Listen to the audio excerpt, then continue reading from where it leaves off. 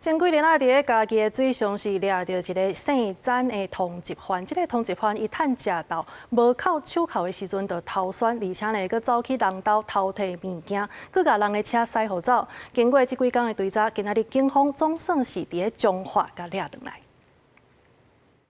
为征信、刘姓犯嫌不断的更换藏匿地点，躲避警方查缉。